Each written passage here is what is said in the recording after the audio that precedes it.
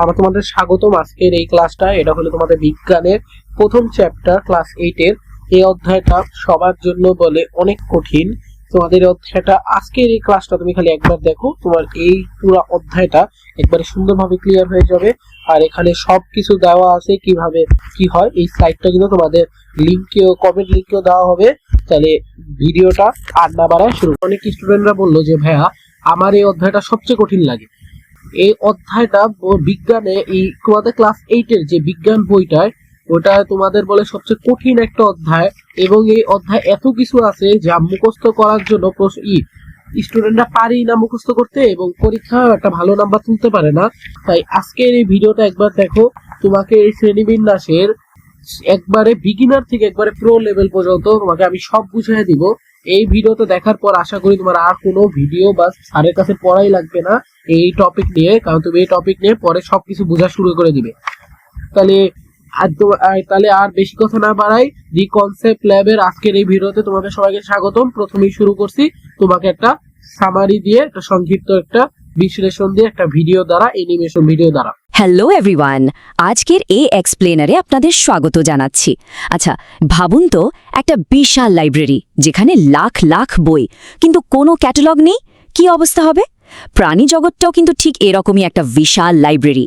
আর আজকের আয়োজনে আমরা দেখব এই জগৎটাকে কিভাবে এত সুন্দর করে সাজানো হয়েছে। তো চলুন শুরু করা যাক। শুরুতে একটা বড় প্রশ্ন। পৃথিবীতে আজ পর্যন্ত প্রায় 13 লক্ষ প্রজাতির প্রাণী আবিষ্কৃত হয়েছে। মানে সংখ্যাটা একবার চিন্তা করে দেখুন, এত এত প্রাণীকে কোনো চরম বিশৃঙ্খলা ছাড়া, মানে কোনো রকম কনফিউশন ছাড়াই চেনা বা জানা আসলে কিভাবে সম্ভব? তো এই জটিল ধাঁধার সমাধান করতে আজ আমরা মূলত 5টি বিষয় নিয়ে কথা বলবো। প্রাণী জগতের বৈচিত্র্য ও শ্রেণীবিন্যাস, নামকরণের নিয়ম অর্থাৎ দ্বিপদ নামকরণ, অমেরুদণ্ডী প্রাণীর 8টি পর্ব, এরপর কর্ডাটা পর্ব ও মেরুদণ্ডী প্রাণী, আর একদম শেষে দেখব আমাদের প্রাত্যহিক জীবনে এই শ্রেণীবিন্যাসের গুরুত্বটা আসলে কোথায়। আমাদের প্রথম আলোচনার বিষয় প্রাণী জগতের বৈচিত্র্য ও শ্রেণীবিন্যাস। আমাদের চারপাশে একটু খেয়াল করলেই দেখবেন ওই যে আণুবীক্ষণিক অ্যামিবা থেকে শুরু করে মহাসাগরের বিশাল নীল তিমি, সবখানি কিন্তু প্রাণী ছড়িয়ে আছে। আর পরিবেশের ওপর ভিত্তি করে এদের এই বৈচিত্র্য কিন্তু এক এক রকম হয়। 13 লক্ষেরও বেশি প্রজাতি, মানে জাস্ট ভাবা যায়। সংখ্যাটা সত্যি বিস্ময়কর। আর সবচেয়ে মজার ব্যাপার হলো প্রতিদিনই কিন্তু এই সংখ্যাটা একটু একটু করে বাড়ছে। এখন এত বিপুল সংখ্যক প্রাণীর গঠন আর প্রকৃতি সম্পর্কে জানতে হলে তো একটা কঠোর ফাইলিং সিস্টেম বা সুশৃঙ্খল পদ্ধতি লাগবে, তাই না? না হলে তো পুরো ব্যাপারটা একটা জগাখিচুড়ি হয়ে যাবে। আর ঠিক এখানে কাজ আসে শ্রেণীবিন্যাসবিদ্যা বা ট্যাক্সোনমির। সহজ কথায় বলতে গেলে এটি হলো জীববিজ্ঞানের এমন একটা স্পেশাল ব্রাঞ্চ বা শাখা যেখানে প্রাণীদের দেহের গঠন, তাদের মধ্যকার মিল অমিল আর পারস্পরিক সম্পর্কের উপর ভিত্তি করে তাদের ধাপে ধাপে সাজানো হয়। এটা মূলত বিজ্ঞানীদের জন্য প্রকৃতির একটা আল্টিমেট রুল বুক। এবার চলে আসছি আমাদের দ্বিতীয় টপিকে, নামকরণের নিয়ম অর্থাৎ দ্বিপদ নামকরণ। প্রকৃতিবিজ্ঞানী ক্যারোলাস লিনিয়াস সর্বপ্রথম প্রজাতির বৈশিষ্ট্যগুলো খুব সুন্দরভাবে চিহ্নিত করেন এবং এই চমৎকার সিস্টেমটি চালু করেন। আর হ্যাঁ, এই অসাধারণ কাজের জন্যই কিন্তু তাকে শ্রেণীবিন্যাসের জনক বলা হয়। এই দ্বিপদ নামকরণ পদ্ধতিটা আসলে কিভাবে কাজ করে? ব্যাপারটা বেশ ইন্টারেস্টিং। মূলত যে কোনো জীবের বৈজ্ঞানিক নাম দুটো অংশ নিয়ে তৈরি হয়। প্রথম অংশটা হলো গণ বা জিনাস, আর দ্বিতীয়টা প্রজাতি বা স্পিসিস। যেমন ধরুন আমাদের অর্থাৎ মানুষের বৈজ্ঞানিক নাম হলো হোমো সেপিয়েন্স। এখানে হোমো হলো গণ আর সেপিয়েন্স হলো প্রজাতি। এই সিম্পল কিন্তু পাওয়ারফুল সিস্টেমটাই পুরো বিশ্বজুড়ে প্রতিটি প্রাণীর একটা ইউনিক বা অনন্য পরিচয় নিশ্চিত করে। চলুন এবার অ্যানিম্যালিয়া জগতের সবচেয়ে বড় ফোল্ডারগুলো একটু খুলে দেখা যাক। আমাদের তৃতীয় অধ্যায়ের বিষয় অমেরুদণ্ডী প্রাণীর মেজর 8টি পর্ব। বিবর্তনের এই জার্নিতে আমরা একদম সরলতম প্রাণী থেকে শুরু করে আস্তে আস্তে আরেকটু জটিল প্রাণীদের দিকে এগিয়ে যাব। অমেরুদণ্ডীদের প্রথম দুটি পর্ব হচ্ছে পরিফেরা আর নিডেরিয়া। পরিফেরা হলো একদম সরলতম বহুকোষী প্রাণী, ওই যে স্পঞ্জের কথা ভাবুন, এদের শরীর জুড়ে অসংখ্য ছোট ছোট ছিদ্র থাকে, যেগুলো রীতিমতো একটা লিভিং ওয়াটার ফিল্টারের মতো কাজ করে।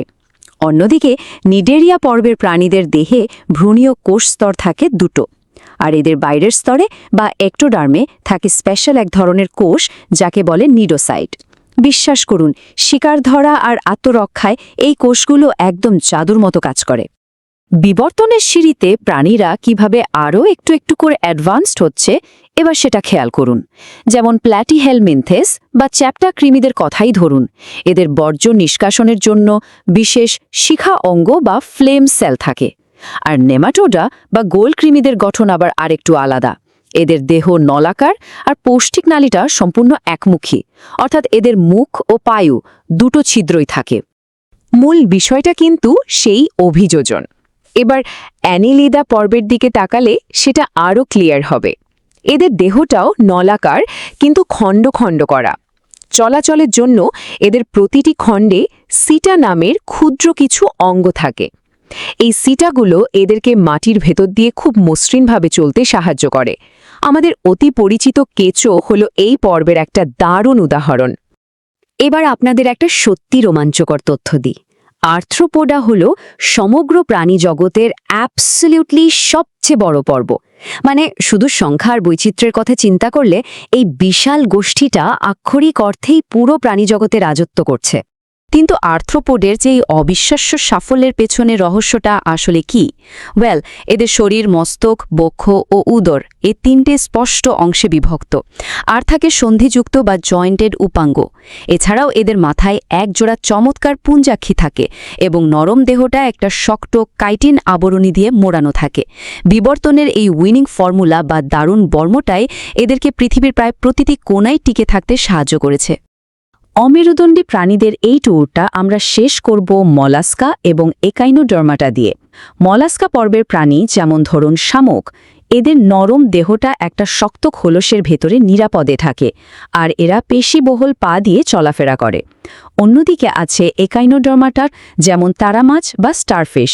এদের ত্বক কাঁটাযুক্ত, দেহ 5টি সমান ভাগে বিভক্ত, আর সবচেয়ে অবাক করা বিষয় হল এদের একটা ইউনিক পানি সংবহন তন্ত্র বা ওয়াটার ভ্যাসকুলার সিস্টেম আছে। রাইট, এবার আমরা প্রবেশ করছি চতুর্থ অধ্যায়, কর্ডাটা পর্ব ও মেরুদণ্ডী প্রাণী। বিবর্তনের টাইমলাইনে এটা এক বিশাল লাফ, কারণ এখানেই প্রাণীরা সবচেয়ে বেশি জটিল আর অ্যাডভান্সড রূপ লাভ করেছে। অমেরুদণ্ডী আর কর্ডাটা প্রাণীদের মধ্যে একদম বেসিক পার্থক্যটা আসলে খুবই আকর্ষণীয়। কর্ডাটা পর্বের প্রাণীদের জীবনের কোনো না কোনো একটা পর্যায়ে পৃষ্ঠদেশ বরাবর একটা নরম, নমনীয় নোটোকর্ড, একটা ফাঁপা স্নায়ুরজ্জু এবং গলবিলীয় ফুলকা ছিদ্র থাকে। এই নোটোকর্ডের উপস্থিতিটাই মূলত আগের সব গ্রুপের চেয়ে এদের আলাদা করে ফেলেছে। কর্ডাটা পর্বের একটা মেজর উপপর্ব হল ভার্টিব্রাটা বা আমাদের পরিচিত মেরুদণ্ডী প্রাণী। এখানেই সেই নোটোকর্ডটা শক্ত কশেরুকাযুক্ত মেরুদণ্ডে পরিণত হয়। এই ভার্টিব্রাটাকে আবার 7টি স্পেসিফিক শ্রেণীতে ভাগ করা যায়, যেমন ধরুন চোয়ালবিহীন সাইক্লোস্টোমাটা, তরুণ আস্থিময় কঙ্কালযুক্ত কন্ড্রিকথিস বা হাঙর, আর আমাদের খুব পরিচিত অস্থিময় কঙ্কালযুক্ত অস্টিকথিস বা ইলিশ মাছের মতো সাধারণ মাছগুলো। পানি থেকে ডাঙায় প্রাণীদের এই অবিশ্বাস্য অভিযাত্রাটা একটু খেয়াল করুন, সত্যি মুগ্ধ করার মতো। উভচর বা অ্যামফিবিয়া জীবনের শুরুতে পানিতে থাকলেও পরে স্থলে উঠে আসে। এরপর আসে শুষ্ক আর আইসযুক্ত ত্বকের সরীসৃপ বা রেপটিলিয়া, যারা বুকে ভর দিয়ে চলে। এরপর আকাশে ওড়ার জন্য পালক আর ফাঁপা হাড়যুক্ত পক্ষীকুল বা এভেস। আর একদম শেষ ধাপে আছি আমরা, মানে লোমযুক্ত, সন্তানকে মাতৃদুগ্ধ পান করানো এবং 4 প্রকোষ্ঠ বিশিষ্ট হৃৎপিণ্ডধারী স্তন্যপায়ী বা ম্যামালিয়া। আমরা এই এক্সপ্লেনারের একেবারে শেষ পর্যায়ে চলে এসেছি। আমাদের পঞ্চম টপিক, আমাদের জীবনে শ্রেণীবিন্যাসের গুরুত্ব। এতক্ষণ ধরে প্রাণীজগতের যে বিশাল ডেটাবেসটা আমরা দেখলাম, আধুনিক বিজ্ঞানের জন্য এটাকে সুসংগঠিত করাটা ঠিক কতটা জরুরি সেটাই এবার আমরা বুঝব। যে কোনো একটা প্রাণীকে সঠিকভাবে শনাক্ত করতে মূলত 7টি ধাপ ফলো করা হয়। এগুলো হল জগৎ বা কিংডম, পর্ব, শ্রেণী, বর্গ, গোত্র, গণ এবং সবশেষে প্রজাতি। এটা অনেকটা মহাবিশ্বে প্রতিটি জীবিত প্রাণীর একটা নির্দিষ্ট ঠিকানার মতো।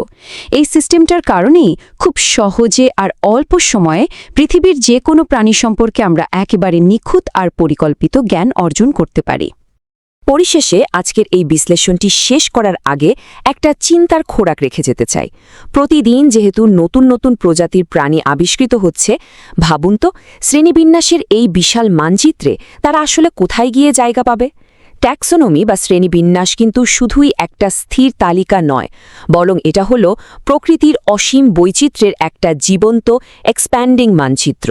এই চমৎকার কাঠামোর কারণেই নতুন আবিষ্কৃত প্রাণীরাও তাদের সঠিক জায়গাটি খুঁজে পায়। তো এতক্ষণ ধরে এই অসাধারণ জার্নিতে সাথে থাকার জন্য সবাইকে অসংখ্য ধন্যবাদ। আশা করি তোমরা ভিডিওটা দেখে ফেলছো। যদি তোমরা ওখান থেকে কিছু বুঝো তাহলে অসাধারণ, কারণ ওখান থেকে আমরা যা আজকে বুঝবো তা ওই ভিডিও থেকে বুঝবো। ওইটা আসলে তোমাদের দেওয়া হয়েছিল, কারণ তোমরা যদি একবারে প্রথম থেকে যদি গড়ায় গড়ায় যদি কার্টুন হিসাবে যদি তোমরা জিনিসটা বুঝে যাও, তাহলে তোমরা একবার যখন তোমাদের মাইন্ডে ওরা ঢুকে গেছে, এখন তুমি সহজে জিনিসগুলো বুঝে যাবা। দেখো কি বলছে, বিশাল প্রাণী জগৎ ও বৈচিত্র্য। বিশাল প্রাণী জগৎ ও বৈচিত্র্য। পৃথিবীতে আজ পর্যন্ত প্রায় 13 লক্ষ প্রজাতির প্রাণী আছে। পৃথিবীতে আজ পর্যন্ত কত প্রাণী আছে? 13 লক্ষ প্রাণী আছে। এটা তোমাদের একটা এমসিকিউ বা সিকিউ একটা প্রশ্ন পেয়ে গেলাম। এটা কিন্তু তোমাদের বইয়েও আছে। তাহলে কি, এই যে দেখো 13 লক্ষ প্রজাতির প্রাণী আছে। তারপর দেখো একটা অনুবীক্ষণিক অ্যামিবা থেকে বিশাল তিমি মিল ও অমিলের ভিত্তি ধাপ অনুযায়ী সাজানো শ্রেণীবিন্যাস বিদ্যা ট্যাক্সোনমি বলে। তোমরা এখন বলবো ভাই এগুলো কি, আমি তো কিছু বুঝতেছি না। তোমাকে আমি একবারে সুন্দরভাবে বুঝাই দিই। এগুলা তোমার এত কিছু মাথা ঘুরানো দরকারই নাই। এগুলা নিয়ে আমরা তোমাকে একবার সহজভাবে বুঝাই। দেখো তুমি তোমরা যখন স্কুলে থাকো, ঠিক আছে, তোমাদের স্কুলে দেখো, তোমাদের স্কুলে কিন্তু এ বি সি ডি এমন করে কিন্তু শাখা হিসাবে কিন্তু বিভক্ত করা। রোল 1 থেকে 60 পর্যন্ত এই শাখা থাকবে, 61 থেকে 120 পর্যন্ত বি শাখায়। তো একটা আমরা যখন ভাবি যে আমরা এই স্কুলের সবচেয়ে ভালো স্টুডেন্টদের সাথে দেখা করব, তাহলে এখন যদি সবাইকে যদি ভাবো যে এক শাখায়, মনে করো তোমাদের ক্লাসে 120 জন ছাত্র আছে, যদি সবাইকে এই শাখায় রাখা হতো, তাহলে কি আর বোঝা যেত যে সবচেয়ে খারাপ স্টুডেন্ট কে, সবচেয়ে ভালো স্টুডেন্ট কে? এর জন্য আমাদের কি এটা বি সি করে দিছে, তাই না? এখন দেখো, এখন যদি কেউ যায় তাহলে আমরা সহজেই বলতে পারবো যে এই শাখার স্টুডেন্টরা সবচেয়ে ভালো, তারাই আগে পরীক্ষায় ভালো করছে। এমন ভাবেই তোমাদের আসলে শ্রেণীবিন্যাসটাও এমন ভাবে। তোমাদের এটা কি বললাম, তোমাদের এটাকে আমরা বললাম হলো স্টুডেন্টের শ্রেণীবিন্যাস, আর এটাকে কি আমরা এই পুরো অধ্যায়কে বলি আমরা প্রাণী জগতের শ্রেণীবিন্যাস। এই দেখো, এখন এই দেখো প্রাণী জগতে যেহেতু শ্রেণীবিন্যাস মানে কি, আমাদের এই পৃথিবীতে অসংখ্য বিচিত্র ছোট বড় প্রাণী বাস করে। এই দেখো এখানে দেখো কতগুলো প্রাণী, দেখছো কতগুলো প্রাণী, পরেও দেখবো অনেক কিছু আছে। এখানে দেখো এদের মধ্যে নানা রকম মিল বা অমিল আছে। যেমন তোমাদের দেখো টিকটিকি দেখো, তারপর মানুষ দেখো, দুজন কি একরকম? আবার তেলাপোকা, আবার পিঁপড়া কি একরকম? সবাই আলাদা আলাদা। এখন কি এই আলাদা আলাদা কেন হইলো বা কি হলো, আবার আমরা এই জিনিসটাকে কিভাবে মনে রাখবো, এই সব কিছু কিন্তু তোমাদের শ্রেণীবিন্যাসের অধ্যায়। এবং তোমরা এর জিনিসটা মনে রাখো যে তোমাদের এইটা যে শ্রেণীবিন্যাসের যে অধ্যায়টা, ওইটা কিন্তু তোমাদের 9-এর যে জীববিজ্ঞান বই, তোমরা যদি সায়েন্স নাও তাহলে যে 9-এর যে জীববিজ্ঞান বই প্রথম অধ্যায়ের মধ্যেই তোমাদের এই জিনিসটা আছে। তোমাদের জীবন পাঠে নিয়ে এই অধ্যায়ের নামটা, ওর মধ্যে আরো কিছু জানবা। কিন্তু এখন যদি তোমরা এই প্রাণী জগতের শ্রেণীবিন্যাসটা যদি ঠিক মতো না জানো, তাহলে আমি তোমাকে একবার প্রমিস দিয়ে বলতেছি, কারণ তুমি তাহলে 9-এ গিয়ে তোমার এটা অনেক কষ্ট হবে। তুমি যখন 9-এ গিয়ে যখন ওই অধ্যায়টা পড়তে যাবা, তুমি ওই সময় কিছু বুঝবাই না, আবার বুঝলেও তুমি ওটা মুখস্থ করতে পারবা না, কারণ এখন তুমি ওগুলা ঠিক মতো বুঝে বা পড়ে যাচ্ছ না। তা আমরা শুরু করি। দেখো নানা রকম আছে, যেমন মিল ও অমিল অনেকগুলো প্রাণী আছে। এই বৈচিত্র্যময় প্রাণী কুলে রয়েছে আনুবীক্ষণিক প্রাণী অ্যামিবা থেকে শুরু করে বিশাল আকারের প্রাণী। এরকম তোমাকে আমি বিশাল আকারের প্রাণীগুলো আগে দেখাই। দেখো এই যে তোমাকে কত প্রাণী আছে। এই দেখো, দেখছো অমেরুদণ্ডী প্রাণীগুলা, দেখছো এগুলো হলো সব অমেরুদণ্ডী প্রাণী। তারপর এই দেখো প্রজাতি, এগুলো তো অনেক সময় অনেকগুলো প্রাণী, ঠিক আছে। এখন আমরা জানবো এখানে কি বলছে, যে এই দেখো এমন ভিন্নতা পরিবেশে নির্ভর করে, পরিবেশে বৈচিত্র্যের উপর ভিন্ন ভিন্ন পরিবেশ বাস্তবায়নে প্রাণী বৈচিত্র্য বিভিন্ন রকম হয়। বিশাল এই প্রাণী জগৎ সম্পর্কে জানা অত্যন্ত কষ্টসাধ্য। সহজে সুশৃঙ্খল ভাবে বিশাল প্রাণী জগৎকে জানার জন্য বিস্তারিত প্রয়োজন। তোমাকে একবারে সুন্দরভাবে আমি বুঝাই। এই যে এতগুলা যে প্রাণী, ঠিক আছে, এই এতগুলা যে প্রাণী, বাঘ বলো মানুষ বলো যাই বলো, এই এতগুলা প্রাণী থেকে একটা মানুষ তো আর সহজভাবে মনে রাখতে পারবে না। তোমাকে এখন বললো যে তুমি তুমি তুমি একরকম, তোমার বন্ধু একরকম, আরেকজন একরকম। এখন যদি তোমাদের তিনজনের মধ্যে যদি ভাগ করা হয় যে তোমরা কে কেমন মানে তাহলে তুমি এখন ভাগ করতে তোমার কষ্ট হবে। এর জন্য একটা ভদ্রলোক যাকে আমরা বলি ক্যারোলাস লিনিয়াস, এই যে তোমাদের ক্যারোলাস লিনিয়াস, যা তোমাদের এ হলো আমাদের শ্রেণীবিন্যাসের জনক। শ্রেণীবিন্যাসের জনককে ক্যারোলাস লিনিয়াস, এই জিনিসটা তোমার আজীবন মনে রাখতে হবে। সে কি করে, সে অনেকগুলা ভাগে মানুষদের ভাগ করে, অনেকগুলা ভাগে মানুষদের প্রাণীদের ভাগ করে। তোমাদের দেখানো হবে, একটা মিনিট। এই দেখো, এদেরকে আমরা কি বলি, এদেরকে আমরা বলি হলো ট্যাক্সোনমি। কি বলি? ট্যাক্সোনমি, শ্রেণীবিন্যাস নীতি। আমরা একে ট্যাক্সোনমি বলি, যাকে আমরা বলি শ্রেণীবিন্যাস বিদ্যা। অর্থ কি, এটা ইংলিশে আমরা বলি তাকে ট্যাক্সোনমি। এখন এই জিনিসটা কি করে ক্যারোলাস লিনিয়াস, এই জিনিসটাই করে। আর তোমাদের দেখো এই জিনিসটা মানে কি, দেখো এটা হলো আমাদের কয়টা ভাগে ভাগ করে, 1 2 3 4 5 6 7, 7 ভাগে মোট ভাগ করে, যেটা হলো জগৎ, পর্ব, শ্রেণী, বর্গ, গোত্রগণ, প্রজাতি। এই দেখো, জগৎ মানে কি কিংডম, পর্ব মানে কি ডিভিশন, তারপর কি শ্রেণী মানে কি ক্লাস, বর্গ মানে কি অর্ডার, গোত্র ফ্যামিলি, প্রজাতি, প্রজাতি কি, প্রজাতি হলো স্পেসিস। ঠিক আছে, এগুলো হলো তোমার জগৎ, পর্ব, শ্রেণী, বর্গ, গোত্রগণ, প্রজাতি। দেখো তাহলে এই দেখো, জগৎ কি, জগৎ মানে কি কিংডম, জগৎ মানে কিংডম, একটি জীব জগতের সর্বোচ্চ ধাপ। এটা কি, এটা হলো জীব জগতের সর্বোচ্চ ধাপ। তোমাদের এই জিনিসটা আমি যা যা বুঝাচ্ছি একবার এটা খালি বুঝে যাও, তারপর দেখবা কি তুমি যেই প্রশ্নটাই পড়বা আমি কিন্তু লাস্টে তোমাকে গাইড থেকে পড়াবো। তোমাদের লাস্টে আমি তোমাকে লেকচার গাইড থেকে বুঝাই দিব এগুলো সব। তোমরা কোনো চিন্তা করো না, লেকচার গাইড থেকে তোমাদের যেই ক্লাসে স্কুলে যে পরীক্ষাগুলো হবে, স্কুলের পরীক্ষায় তোমাদের এটা কমন পড়বে তো পড়বেই। এর জন্য তোমরা কোনো টেনশন করো না, তোমাকে বুঝাচ্ছি। জগৎ মানে কি, জগৎ মানে কিংডম। এটা কি, এটা 1 নম্বরে আছে, তাই না? এটা 1 নম্বরে আছে আমাদের। তাই দেখে এটা যেহেতু আমাদের 1 নম্বরে আছে, তাহলে এটা আমাদের সর্বোচ্চ ধাপ। এটা আমরা এমনি বুঝে গেলাম, এটি জীব জগতের সর্বোচ্চ ধাপ। বিশাল পরিসরে জীবের প্রধান ভাগগুলো এখানে নির্ধারিত হয়, যেমন প্রাণী জগৎ বা উদ্ভিদ জগৎ।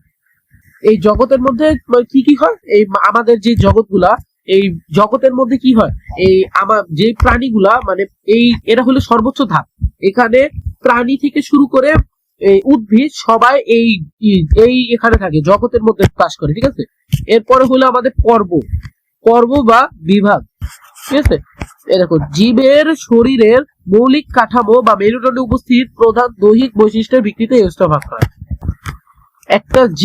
একটা জীবের ভিতর কি কি আছে বা কেমনে গঠিত, এই সব কিছু এই পর্বের মধ্যে আছে। ঠিক আছে, এই পর্বের মধ্যে এই সব কিছু বিশ্লেষণ।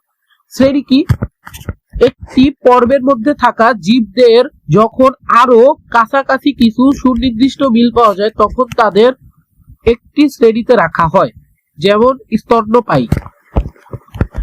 মনে করো তুমি আর তোমার বন্ধু ম্যাথে তোমরা কত পাইলাম, তোমরা মনে করো ম্যাথে পাইছো তোমরা দুইজনই 90 পাইছো। ঠিক আছে, ভাবো তোমরা ম্যাথে দুইজনই 90 পাইছো। তাহলে যেহেতু তোমরা ম্যাথে দুইজনই 90 পাইছো, তাহলে এখন স্যাররা তোমাদের কি করলো, যারা যারা এবং 90 পাইছে ম্যাথে তাদের আলাদা একটা জায়গা রাখলো, যারা যারা বাংলা পাইছে, বাংলায় 80 পাইছে, তাদের আলাদা একটা জায়গা রাখলো। তাহলে এটা কি, এটাকে আমরা বললাম শ্রেণী। শ্রেণী মানে কি, তোমরা যে আলাদা আলাদা বৈশিষ্ট্য, তোমাদের যে আলাদা আলাদা বৈশিষ্ট্য যখন এক মিল পায় একসাথে, মনে করো তোমরা বিজ্ঞানে পাইলা, মনে করো বিজ্ঞানে জাস্ট 70 পাইছো, বা তোমরা দুইজন 90, মনে করো তোমার বন্ধু পাইছে বিজ্ঞানে 70 আর তুমি পাইলা 80, বাট তুমি গণিতে পাইছো 90, তোমার বন্ধু পাইছে 90। তাহলে এই 90-র কারণে তোমাদের দুইজনকে এক জায়গায় রাখা হলো। তাহলে এই জিনিসটাকে আমরা বলি শ্রেণী। এটাই অর্থ, এই যে এখানে এটাই বোঝানো হয়েছে, যখন কোনো প্রাণীর মধ্যে, প্রাণী কিন্তু আলাদা, কিন্তু ওর মধ্যে যখন কোনো একটা মিল পাওয়া যায়, দেখো সুনির্দিষ্ট মিল পাওয়া যায়, তখন তাদের একটি শ্রেণীতে রাখা হয়। যেমন স্তন্যপায়ী। স্তন্যপায়ী মানে কি, স্তন্যপায়ী মানে হলো, দেখাই, এই যে দাঁড়াও,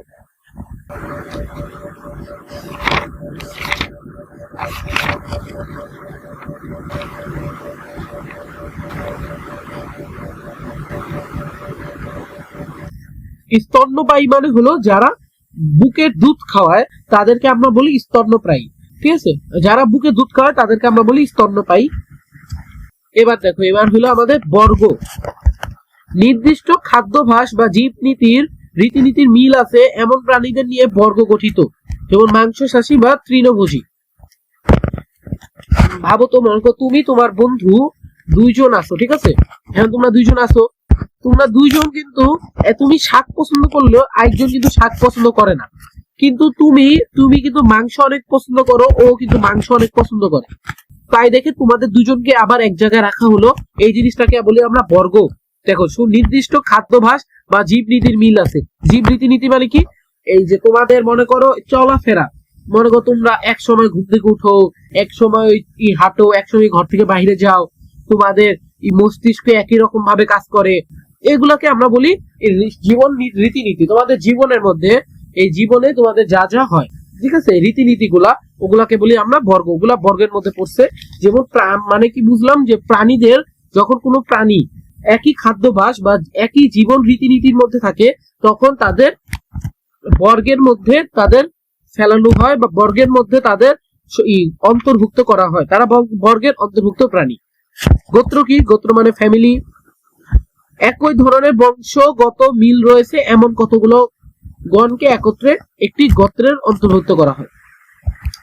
গোত্রে মানে কি? গোত্র মানে কি বুঝাইছে? তার মানে তুমি আর তোমার চাচাতো ভাই দুইজনের চেহারা কিন্তু অমিল হতে পারে, দুইজনের আচরণ কিন্তু অমিল হতে পারে, কিন্তু তোমাদের যে জাত, তোমাদের যে বংশ, সেটা কিন্তু এক। তোমরা দুইজন একই রক্তের হবে, তাহলে তোমরা দুইজন যেহেতু একই রক্তের, তাহলে তোমাদের কি বললো? তোমাদের করলো কি? এই যে গোত্র মানে কি ফ্যামিলি দেখে আমরা বুঝছি, মানে এটা কি ফ্যামিলির মধ্যে বুঝাইছে, তাহলে কি বংশ।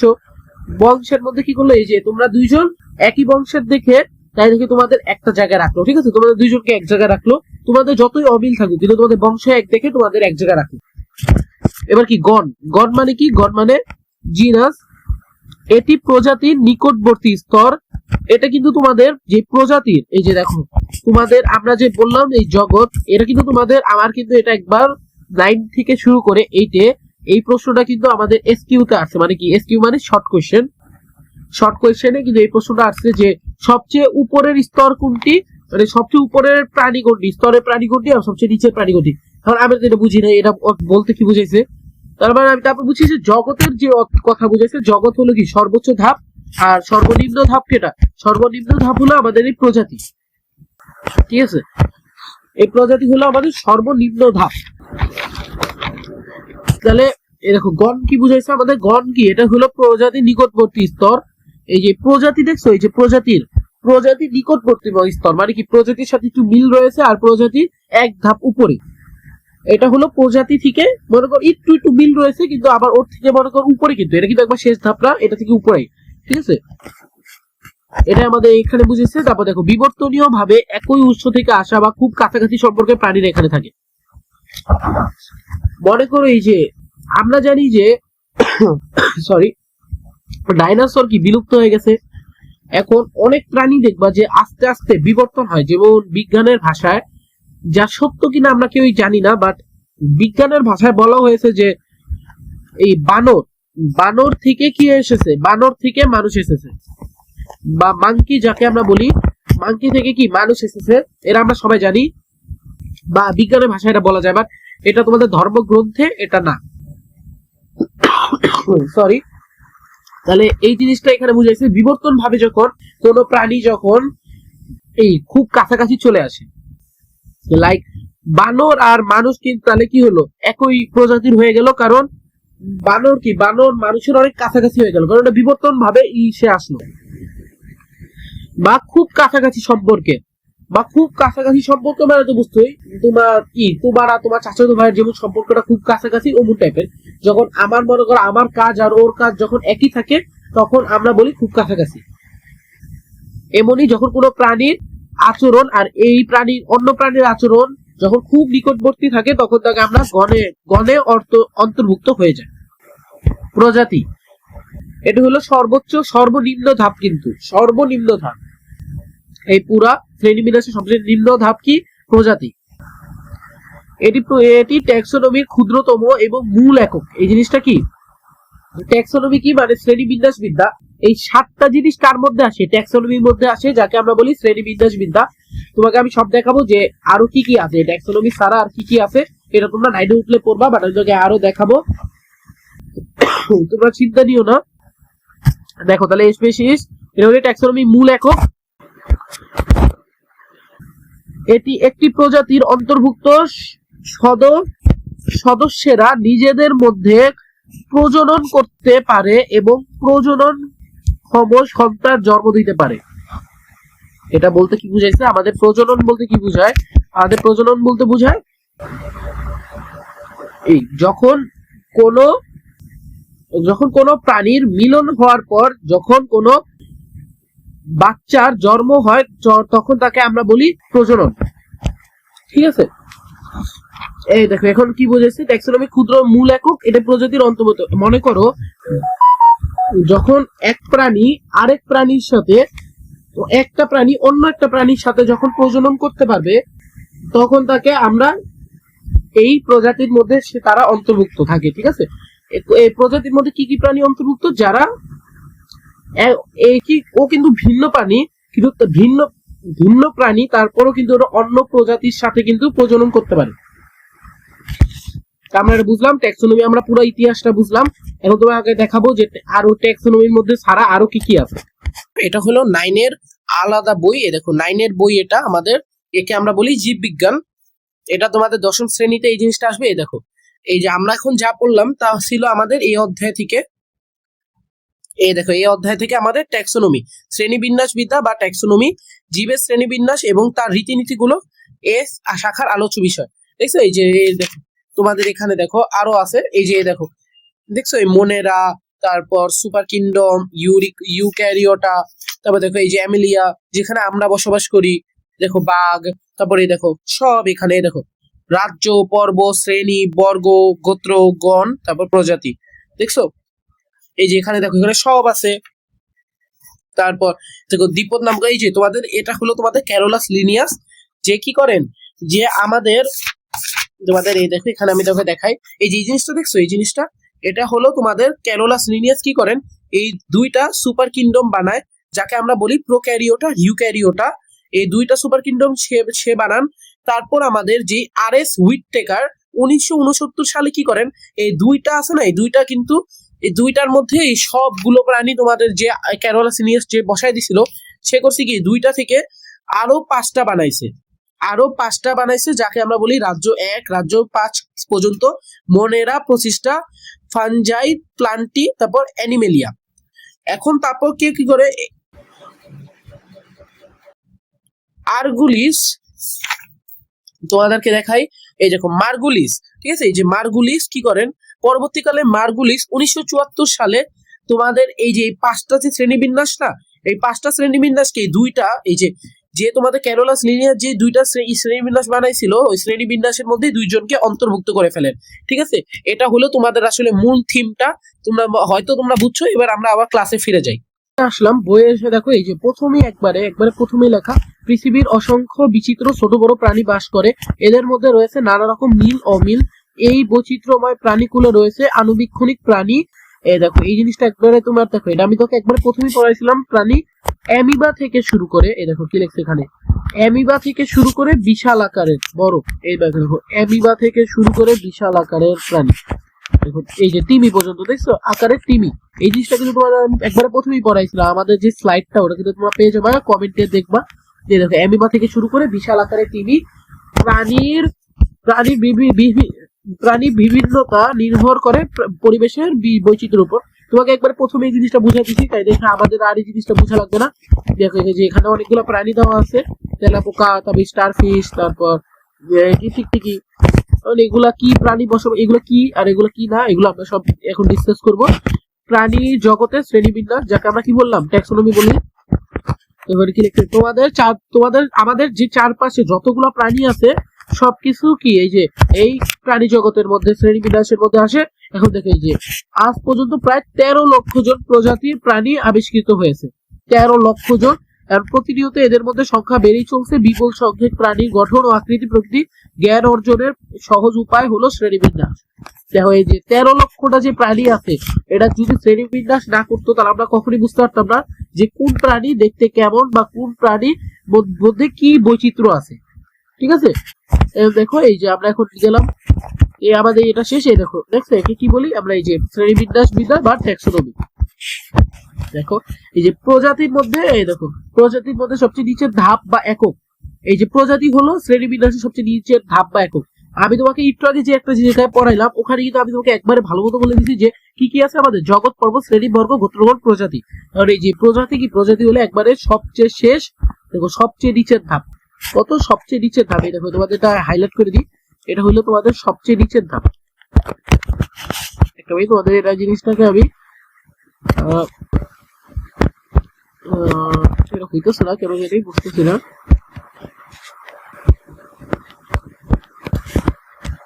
এই দেখো এই যে এটা হলো তোমাদের সবচেয়ে নিচের ধাপ। যাই হোক এটা আমি তোমাকে এটাতে আগে দেখি, এটা দেখো বুঝছো, প্রজাতি হলো তোমাদের সবচেয়ে নিচের ধাপ বা একক।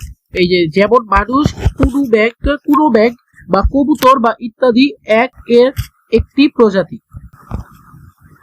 কিন্তু এরা এরা হলো এক একটি প্রজাতি। এর অন্যান্য প্রজাতির মধ্যে পড়ে ক্রোনো, এই যে কোন প্রাণী শ্রেণীবিন্যাস করতে হলে সেই প্রাণীটি বৈশিষ্ট্য অনুযায়ী ধাপে ধাপে সাজাতে হয়। সকল ধাপের সরি এই সকল ধাপে প্রত্যেকটি যথাযথভাবে বিন্যস্ত করতে হয়। দেখো এখানে একটা জিনিস আছে, একটি জীবের বৈজ্ঞানিক নাম বা দুই অংশ বা দুই পদ বিশিষ্ট। প্রথম অংশটি গণের এবং দ্বিতীয় নামটি প্রজাতির। ঠিক আছে, এই যে একবার দেখো এই যে মনে আছে আমাদের জগৎ, পর্ব, শ্রেণী, বর্গ, গোত্র, গণ, তারপর প্রজাতি, এই দুইটা দেখছো, গণ তারপর হলো প্রজাতি। তাহলে এই যে দেখো এখানে এটাই বলছে প্রথম অংশটি কি গণ, তারপর দ্বিতীয়টি কি প্রজাতি। কারণ আমরা জানি যে গণের লগে প্রজাতি, গণের সাথে প্রজাতির একটা মানে একটা মিল রয়েছে। ঠিক আছে, এই দেখো বৈজ্ঞানিক নাম, মানুষের বৈজ্ঞানিক নাম কি হোমো সেপিয়েন্স, এটা কিন্তু তোমাদের আসবে। ঠিক আছে, এই জিনিসটা যে শুধু মানুষের না, পৃথিবীর অনেক কিছুরই এমন একটা নাম আছে। ঠিক আছে, বৈজ্ঞানিক নাম আছে এবং বৈজ্ঞানিক নাম কি ল্যাটিন অথবা ইংরেজি ভাষা লিখতে হয়। এবার তোমাকে আমরা দেখাবো যে আরো কি কি আছে, মানে এই যে এই ল্যাটিন নামটা কিন্তু শুধু এই যে ল্যাটিন নামে কিন্তু শুধু লিখতে হয় না, আরো অনেক অনেক নিয়ম আছে, তোমাকে আমি দেখাই। তুমি বসি তোমাদের ক্লাস 9 আর 10 এর বইয়ে, এই দেখো এই বইয়ের মধ্যে দেখো একবারে এই যে এই দেখো কি বলছে, বৈজ্ঞানিক নাম দুটি অংশ দিয়ে পদ বিশিষ্ট, প্রথম অংশটি গণের, তারপর দ্বিতীয়টি কি প্রজাতির। দেখছো এই জিনিসটা কিন্তু তোমাদের ক্লাস 8 এর বইয়ে পড়ছে, মানে কি যখন তোমরা 9 10 এ উঠবা তো ওই সময় তো তোমাদের ক্লাস 8 এর বইটা কিন্তু ভালো মতো বোঝা লাগবে, না থাকলে এখানে তোমাদের হবে। এই দেখো যেমন গোল আলুর, দেখো এই যে দেখো আরো এমন অনেক নাম আছে, দেখো ধান, পাট, আম, কাঁঠাল, শাপলা, জবা, দেখছো এগুলা। এখন তোমাকে এই যে নামের পদ্ধতি গুলো বলি, নামকরণের যে পদ্ধতি, এই পদ্ধতি গুলা অনেক রকম হয়। প্রথম তুমি ভাবো যে তুমি আর তোমার একটা বন্ধু আছো, তাহলে তোমরা দুইজন আলাদা আলাদা একটা নাম রাখছো একটা জিনিসের। তোমরা মনে করো দুইজন একটা জিনিস একটা আবিষ্কার করছো, ওই দুইটা আলাদা নাম রাখছো। এখন যদি অন্য কেউ আসে তাহলে ওই দুইটা নাম কিন্তু ব্যবহার করতে পারবে না। দেখো এখানে লেখাই দেখো, এই দেখো এই যে ক্যানোলাস লিনিয়াস কিন্তু এই জিনিসটা আসলে করছে। এই দেখো প্রথমটা দেখো, নামকরণ কি করতে হবে, এই যে নামকরণ ল্যাটিন ভাষা বা ল্যাটিন ভাষার মতো উপস্থাপন করতে হবে। এই জিনিসটাকে যদি তোমাদের সরি সৃজনশীল যদি প্রশ্নে যদি আসে তাহলে তোমরা এই জিনিসটা এমনভাবে এই যে এখান থেকে 1 বা 2 করে লিখতে পারবা। দেখো এই যে কি লিখবা, প্রথমটা কি নামকরণ ল্যাটিন ভাষা কিংবা ল্যাটিন ভাষার মতো উপস্থাপন করতে হবে। তারপর দেখো বৈজ্ঞানিক নামে দুইটা অংশ থাকবে, প্রথম অংশটি গণ, দ্বিতীয় অংশটি প্রজাতির। ঠিক আছে, এই দেখো যেমন এই যে লেবিও রোহিতা। ঠিক আছে, লাবিও রোহিতা। জীবজগতের প্রতিটি বৈজ্ঞানিক নাম অন্যান্য বা ইউনিক হইতে হবে, মানে এটা অন্যরকম হইতে হবে, কোনো কিছু তুমি কপি করতে পারবা না। আমি তোমাকে যা বললাম, তোমার বন্ধু আর তুমি যদি মনে করো একটা নাম রাখো, ওই নামটা কিন্তু অন্য কেউ কিন্তু কপি করতে পারবে না, নিজের একটা নাম রাখতে হবে। আর যদি মনে করো কপি করে, যদি ভাবো মনে করো কপি করে, তাহলে এই দেখো নামের দেখছো, নামের লাস্টে দেখছো কি লিখছে, এল দিয়ে দিছে, দেখছো দেখো এল। এল মানে কি, এই যে এল মানে বুঝাইলো লিনিয়াস, এল মানে কি বুঝেছে, লিনিয়াস বুঝাই দিছে। তাহলে এই দেখো এমন আমাদের এই দেখো হোমো সেপিয়েন্স, এটা কে লিখছে, ক্যানোলাস লিনিয়াস লিখছে, এর জন্য কি এল এর পিছনে নাম লিখে দিতে হবে।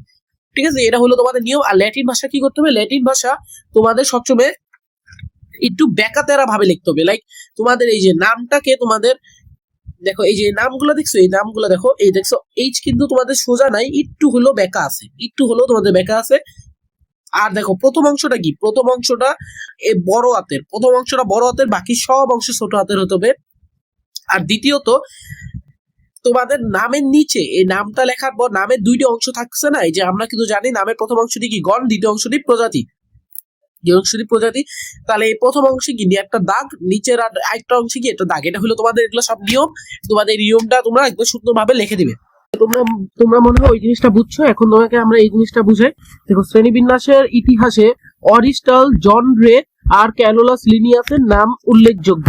ঠিক আছে, এই জিনিসটা কিন্তু তোমাদের দুইটা নাম কিন্তু মুখস্থ করতে হবে। কি অরিস্টল, তারপর কি জন রে আর কি ক্যালোলাস লিনিয়াস, এই দুইটা নাম তোমরা মুখস্থ করে ফেলো, কারণ এই তোমাদের এই বইয়ের মধ্যে কিন্তু এটা আছে। দেখো, প্রকৃত বিজ্ঞানী ক্যালোলাস লিনিয়াস জীব শ্রেণীবিন্যাসের জনক বলা হয়। এটা তোমাকে আগেই বললাম কেন বলা হয়, আর কেন কে কি করছে, আর এক্স হুইটেকার, আর ওগুলো তোমাদের এখানে নাই, ওগুলো তোমার 9 বই। তাই দেখো, এই জিনিসটা হলো আমাদের সব এই যে মানুষের বৈজ্ঞানিক নাম হোমোসেপিয়েন্স, আর তোমাকে আরো নাম দেখাইছি আমি যে কি ধানের নাম কি এগুলা। ঠিক আছে, দেখো এবার আমরা তোমার দেখো অমেরুদণ্ডী প্রাণীর শ্রেণীবিন্যাস। অমেরুদণ্ডী প্রাণী কি? এই দেখো, অমেরুদণ্ডী প্রাণী হলো তোমাদের আধুনিক শ্রেণীবিন্যাসের সকল প্রাণী, অ্যামেলিয়া, জগতের হলো কিংডম, এগুলো তোমাকে আমি বলছি আগে থেকে। এই দেখো, শ্রেণীবিন্যাসের পূর্বের প্রোটোজোয়া পর্বটি প্রতিষ্ঠা জগতে আলাদা উপজগৎ বা সাব কিংডম হিসেবে স্থান পেয়েছে। কি কিংডম হিসেবে পেয়েছে? Sub kingdom. আর প্রতিষ্ঠা, তোমাকে এই জিনিসটা ক্লাস 10 এর বইয়ে তুমি গিয়ে পাবা। এই যে প্রতিষ্ঠা, এটা আসলাম মানে কি, এই জিনিসটা তোমরা ক্লাস 10 এ গিয়ে পাবা। আর তোমাদের যা এখন যা ইম্পর্টেন্ট তা হলো মোট 33টি পর্ব রয়েছে। মোট কয়টি পর্ব রয়েছে? 33টি পর্ব রয়েছে। এই জিনিসটা তোমরা একবারে মাথার মধ্যে গেঁথে নাও। মোট 33টি পর্ব রয়েছে। এর মধ্যে যে মোট এই যে 9টি পর্বকে আমরা মেজর পর্ব বলি। 9টি পর্বকে আমরা কি বললাম? এই যে 33 থেকে তাহলে 9 গেলে আমাদের কত থাকলো? 33 থেকে আমাদের 9 গেল, সরি 33 থেকে 9 গেলে আমাদের 24 হল থাকলো। ঠিক আছে, 24। এই দেখো, বাকিগুলো নন মেজর, মানে কি এই 9টি হলো আমাদের মেজর, আর বাকি যে এই যে 24টা কি আমাদের নন মেজর। ঠিক আছে, নন মেজর পর্বের মধ্যে এগুলো পড়ে। এই 9টি পর্বের প্রথম 8টি, এই যে আমাদের যে মেজর পর্বের মধ্যে যে 8টি, এই 8টি পর্ব কি অমেরুদণ্ডী প্রাণীর মধ্যে থাকে। যাদের মেরুদণ্ড মানে কি, মেরুদণ্ড মানে হলো পিঠে যে হাড্ডিটা, ওই হাড্ডি ওদের নাই। ঠিক আছে, ওদের মধ্যে মেরুদণ্ডটা নাই। এটা হলো এই 8টি প্রাণীর মধ্যে, মূলত 8টি প্রাণীর মধ্যে। আর যে একটি প্রাণী আছে, একটি প্রাণী মানে কি, এই যে শেষ পর্বের ওই যে আমরা যে 9টা পড়লাম, এই 9টা থেকে যে 8টি ওর মধ্যে মেরুদণ্ড নাই, আর যে একটি আছে ওই একটির মধ্যে কি মেরুদণ্ড আছে। ঠিক আছে, একটি ওরা কি একটি পর্বের মধ্যে। ওকে, এই যে এবার দেখো, এখানে হলো তোমাদের সব দেওয়া আছে, এই যে পরিফেরা, নিডিয়া, এগুলা সব। এবং এই দেখো তোমাদের জগৎ পর্ব শ্রেণী। ঠিক আছে, এগুলা তোমাদের সব এই যে ইউরোপ ডাটা, তারপরে যেগুলো সব তোমাদের এগুলো মুখস্থ করতে তোমাদের হতে হবে, কারণ মলাস্কা প্রাণী কি কি এগুলো তোমাদের আগে এই জিনিসটা তোমাদের মুখস্থ করতে হবে। কারণ এখান থেকে তোমাদের সিকিউ এসকিউ তোমাদের যেহেতু এবার জেএসসি পরীক্ষা আছে, তাহলে তোমাদের এগুলো মুখস্থ করা লাগবে। এখন আমি জানি এটা অনেক কষ্ট, এগুলা কারোর দ্বারাই হয় না। তারপরও এবার একটু খালি কষ্ট করো, কারণ এবার যদি একটু কষ্ট করো তাহলে এইটার একটা রেজাল্ট ভালো করে ফেলবা। তারপর 9-10টা কেমন 9-10 একটু কষ্ট করবা, তুমি একটা ভালো একটা জীবন পাবা। তুমি এখন একটু কষ্ট করো, কারণ তোমার ফ্যামিলি একটা ভালো একটা রেজাল্ট চায় তোমার থেকে, সবাই একটা ভালো রেজাল্ট চায়। রেজাল্ট ছাড়া কিন্তু আমি যখন এইটা পড়তাম, তোমাদের একটা কথা বলি যে আমি যখন এইটা পড়তাম ওই সময় কিন্তু আমি পড়ালেখা থেকে একবারে দূরে চলে গেছিলাম। এই যে বললাম যে আমার পড়ালেখাটা ভালো লাগতো না, কারণ আমার মনে করো আমি একটু অন্য পথে চলে গেছি। মানে আমার পড়ালেখা করলেই কেমন লাগতো, মানে ভালো লাগতো না। কিন্তু লাস্টে যখন লাস্ট পরীক্ষা হলো ফাইনাল, তখন কিন্তু আমি বুঝছি যে আমি যদি এই পড়ালেখাগুলো না করি আমার কি সমস্যাটা হচ্ছে, আর মানুষ আমাদেরকে কেমনে নজর দিচ্ছে আমার। মানে তারপর যখন তুমি এক সময় গিয়ে তোমার এমন হয়, এটা তোমার হাত দিয়ে হয়, এটা তোমাকে কেউ বুঝাইতে পারবে না। বাট তুমি যখন 8-এ বা 9-এ, এটা 9-10 এমন জায়গায় হয়। তো আমার এটা 8-এ হয়েছিল, যখন আমি এটা হয়েছে আমার, তখন আমি বুঝছি যে আসলে পড়ালেখাটা আসলে গুরুত্ব কি। আর লাস্টে গিয়ে যখন আমি আর মনে করো কিছু পারি না, একবার ফাইনাল পরীক্ষা, ওই সময় মনে করো আমি 1 মাসের মধ্যে সারাদিন পড়তাম। সারাদিন পড়ার পর আমি কিন্তু ম্যাথে 75 পাইছিলাম, আর বিজ্ঞানে আমি একটা A+ এর মতো একটা নাম্বার উঠাইছি। কিন্তু আগের যে রেজাল্ট গুলো, ওর জন্য কিন্তু আমি 9-এ কিন্তু সায়েন্স নিতে পারলেও কিন্তু অত ভালো একটা রোল হয় না আমার। যা বলতেছিলাম যে একটা সরি, এবার একটা ভালো রেজাল্ট করো। প্রথমে দেখতেছিলাম যে পরিফেরা। ঠিক আছে, তাহলে এই দেখো পরিফেরা যা দেখতেছিলাম, পোরাস শব্দের অর্থ ছিদ্র। এই যে আমরা দেখো এই পরিফেরা মেইন জিনিসটা, এ থেকে যে পোরাস, এই পোরাস শব্দের অর্থ কি? ছিদ্র। এটা কিন্তু তোমাদের এমসিকিউতে আসবে এবং তোমাদের শর্ট কোয়েশ্চেন আসতে পারে। তারপর দেখো ফেরি, ফেরি শব্দের অর্থ বহন করা। এই শব্দ দুইটি থেকে কি পরিফেরা শব্দটি এসেছে। তাহলে কি তোমাদের এখানে আমাদের প্রশ্ন করবে যে এই পোরাস এই পরিফেরা শব্দটি কোথা থেকে এসেছে, তাহলে আমরা বলবো পোরাস শব্দ থেকে আমাদের এই পোরা শব্দ আর ফেরি শব্দ মিলে কি এসেছে, আমাদের এই পরিফেরা এসেছে। পরিফেরা শব্দটি এসেছে পরিফেরা পর্বের প্রাণীরা সাধারণত ভাবে স্পঞ্জ নামে পরিচিত। এই দেখো এই যে পরিফেরা প্রাণী পর্বে প্রাণীরা সাধারণত কি নামে পরিচিত, স্পঞ্জ, স্পঞ্জ নামে পরিচিত। ঠিক আছে, পৃথিবীর সর্বত্রই এদের পাওয়া যায়। এদের অধিকাংশ প্রজাতি সামুদ্রিক। তোমরা কি একটা কার্টুন দেখছিলা স্পঞ্জ নামে, স্পঞ্জ বব? হ্যাঁ, ওই কার্টুনটার মধ্যে কিন্তু দেখবে যে ওরা পানির নিচে থাকে এবং পানির নিচে দেখো এই জিনিসটা দেখে কিছু চিনতে পারতেছে, এমন কিন্তু ওদের ওখানে থাকে। ওরা কিন্তু স্পঞ্জ, স্পঞ্জ নামে ওরা কিন্তু, ওরাও কিন্তু বেশিরভাগ কিন্তু পানিতেই থাকে। দেখে এখানেও কি, এখানেও লেখা এরা বেশিরভাগ কি, এরা বেশিরভাগ হলো সামুদ্রিক। এরা এই যে সামুদ্রিকে বসবাস করে। ঠিক আছে, এরা সামুদ্রিক, এই যে সামুদ্রিক বসবাস করে। তারপর তবে কিছু প্রাণীরা সুবাদু প্রাণীতে বসবাস করে। ঠিক আছে, এরা সাধারণত দলবদ্ধ ভাবে বাস করে। এরা সাধারণত কি করে, মানে কি দল ভাবে বাস করে। এরা একা একা বাস করতে, মানে এরা এক ঘুরা না, এরা কি দল ভাবে, মানে নিজের একটা ফ্যামিলি বা পরিবেশ বা বন্ধু বান্ধব মিলে তারপর বসবাস করে। এরা একা একা বসবাস করে না। তো বৈশিষ্ট্য তোমাদের আসতে পারে, তাই দেখে তোমাদের বৈশিষ্ট্যগুলা পড়া উচিত। এ দেখো কি বলছে, বৈশিষ্ট্য কি, সরলতম বহুকোষী প্রাণী। বহুকোষী হলেও এরা টিস্যু গঠন করে না। এরা সরলতম বহুকোষী প্রাণী, বহুকোষী হলেও এরা টিস্যু গঠন করে না। আমরা যা বললাম, দেখো সরলতম বহুকোষী প্রাণী ও বহুকোষী হলেও এরা টিস্যু গঠন করে না। বহুকোষী মানে কি, আমাদের শরীরের ভিতর কিন্তু অনেকগুলা কোষ থাকে। এই কোষ কিন্তু মনে করো, এই যে আমরা তোমাকে বলি, যখন তুমি তোমার শরীরটা একবার মনে করো কাটবা, ঠিক আছে, শরীরটা কাটার পর দেখবে কি, একটা মনে করে আমি তোমাকে দেখাই, একটা কোষ দেখাই তোমাকে, আমি তোমাকে একটা কোষ দেখাই, তোমার একটা কোষ দেখাই আমি, তুমি দেখলে বুঝবা। দেখো কোষ বা আরো অনেক কিছু আছে, তোমাকে দেখাই আমি।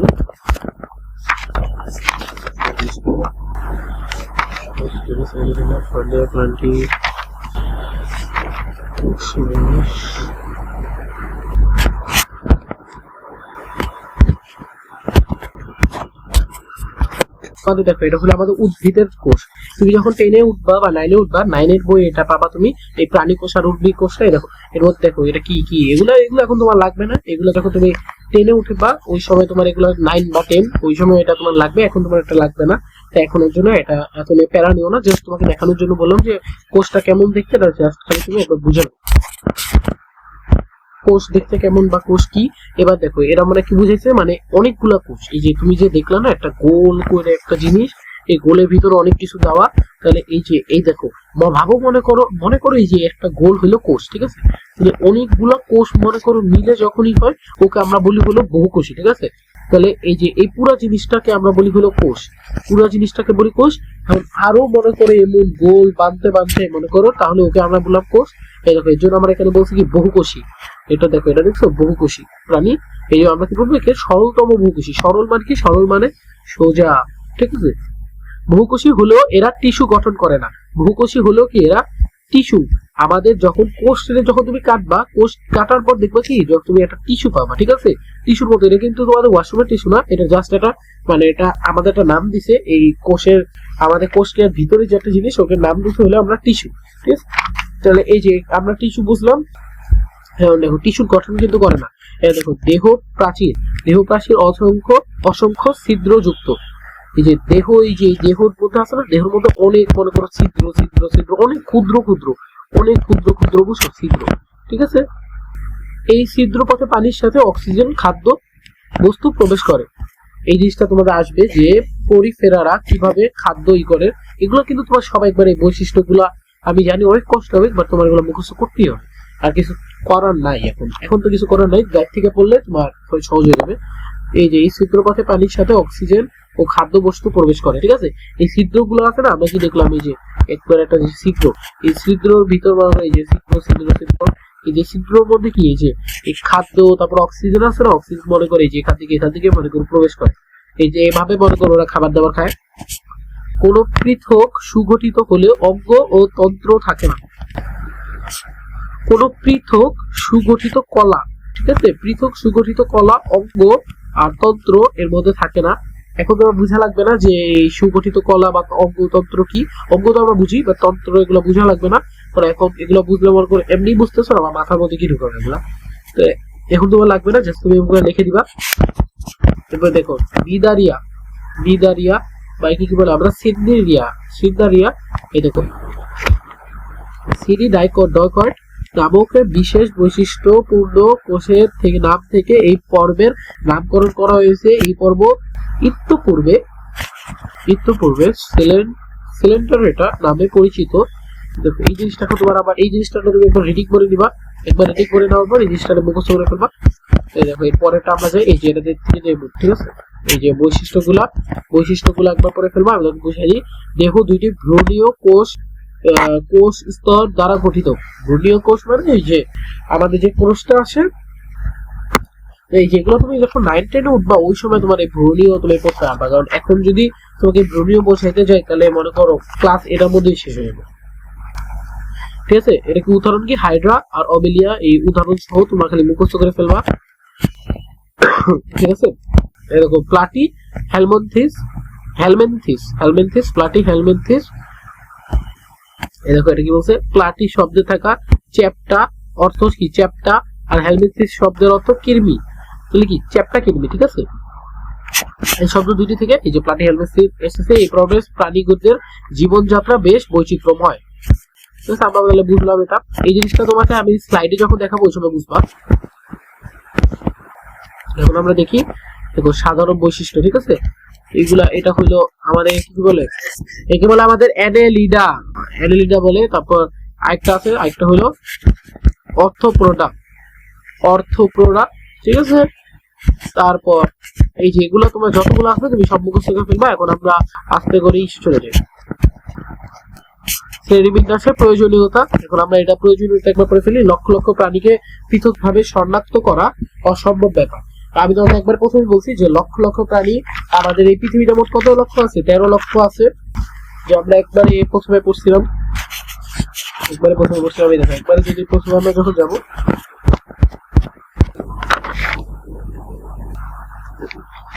একবার প্রথমে গেলে এই 15 লক্ষ প্রাণী আমাদের এই পৃথিবীতে মোট আছে। এই যে আজ পর্যন্ত দেখো, এই দেখো 13 লক্ষ প্রাণী আজ পর্যন্ত আমাদের এখানে মোট আছে। আজ পর্যন্ত প্রায় 13 লক্ষ প্রজাতির প্রাণী এখানে আমাদের ইসে আছে, এই বিশ্বের মধ্যে পাওয়া গেছে আজ পর্যন্ত। অনেক বইয়ে আবার 15 লক্ষ দেওয়া। এখন আমরা ঠিক বলতে পারি না, তুমি তোমাদের স্কুলে যে স্যার তাকে একবার জিজ্ঞেস করে নিবা যে কি দিতে, বা তোমাদের বইয়ে যা আছে তাই দিবা। ঠিক আছে, অন্য কিছু দেওয়া লাগবে না।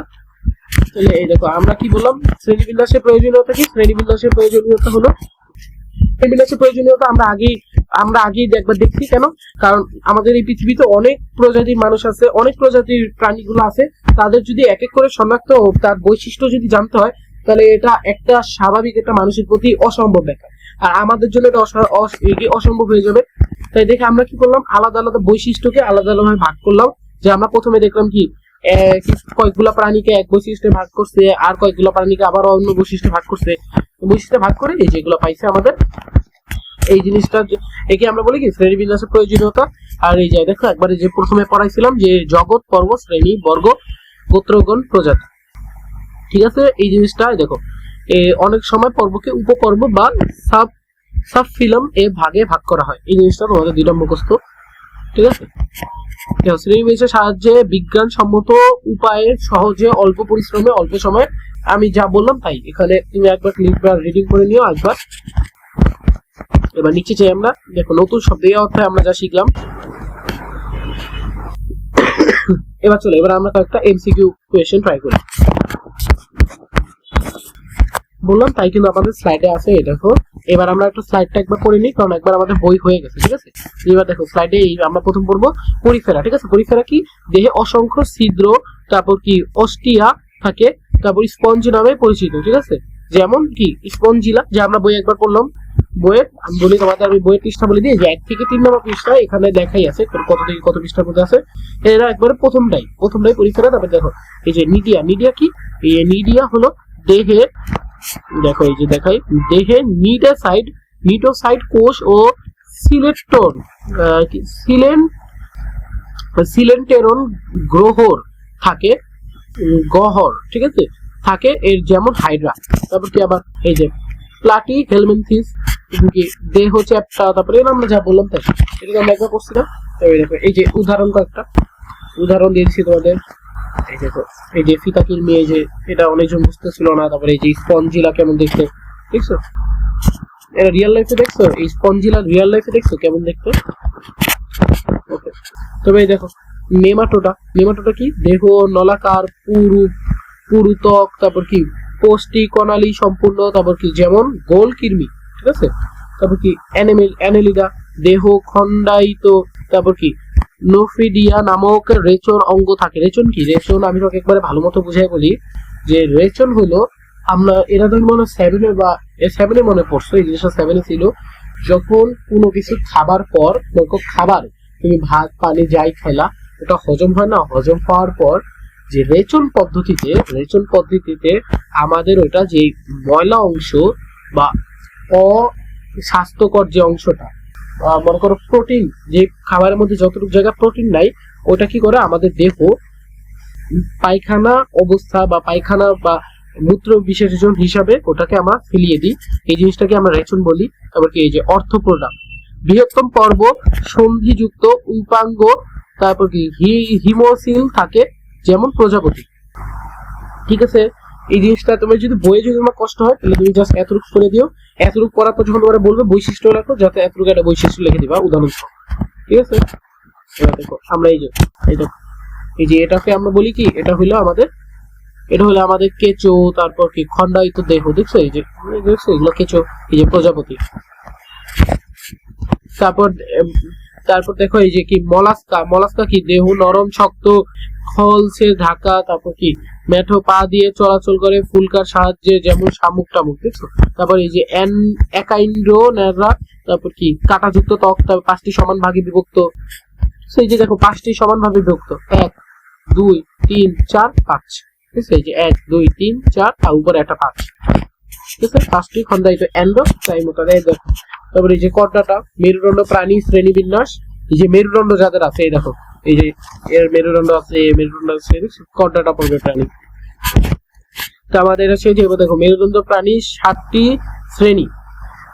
এটা কিন্তু তোমাদের জাস্ট একটা শ্রেণী বিন্যাস, এটা কিন্তু তোমাদের সবার কিন্তু এখানকার কিন্তু সবার কিন্তু মেরুদণ্ড নাই, এটা জাস্ট তোমারে বলছে হলো শ্রেণী বিন্যাসটা, এটা ভুলে দিছে, কর্ডাটা পড়বেন না এগুলো সব, এটা হলো জাস্ট তোমার শ্রেণী বিন্যাসটা। কর্ডাটা এখন আমরা বুঝবো। দেখো মেরুদণ্ড প্রাণী 7টি শ্রেণী, এই যে দেখছো এই 7টি শ্রেণী একবারে সুন্দর হয়ে লিখে দিচ্ছি। তোমরা জাস্ট এই যে এখান থেকে এমন করে উদাহরণ সহ এখানে জাস্ট পরীক্ষার মধ্যে এতটুকু লিখে দিলে, তোমাদের যদি বই থেকে যদি কষ্ট হয়, এখান থেকে জাস্ট খালি মুখস্থ করে নিও। এই যে মেরুদণ্ড প্রাণী বাস্তব রূপ, এই দেখো মেরুদণ্ড কি?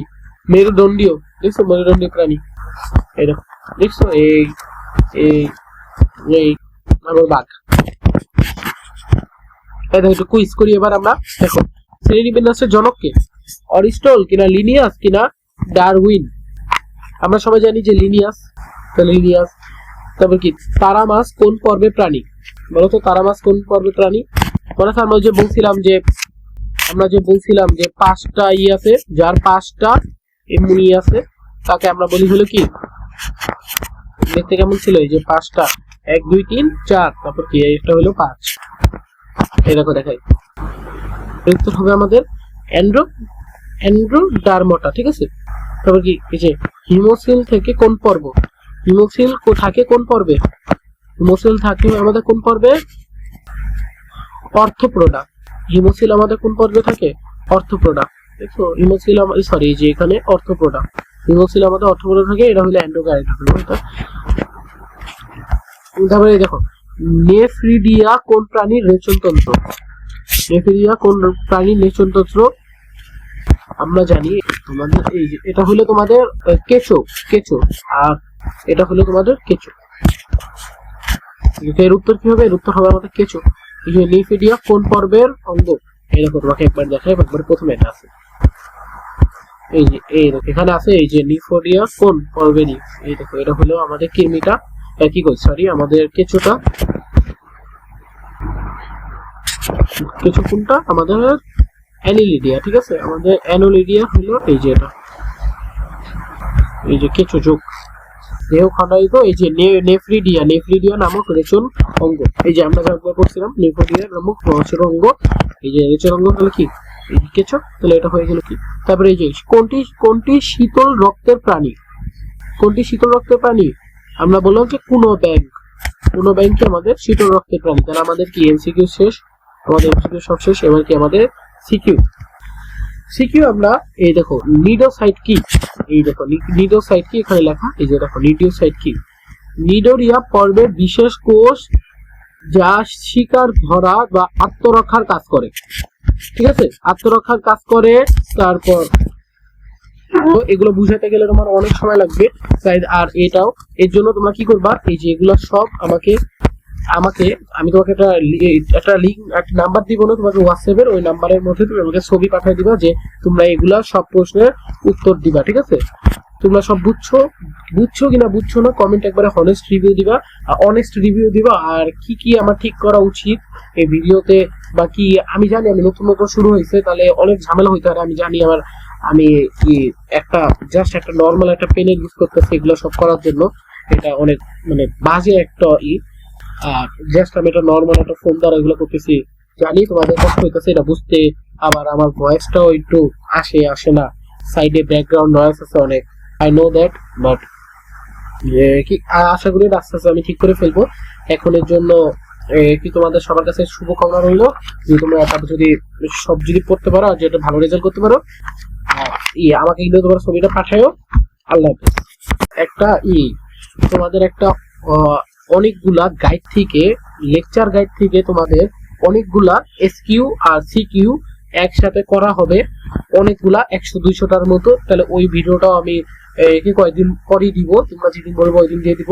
আমি কয়েকদিন পরই ওটা আনতেছি, তাই দেখে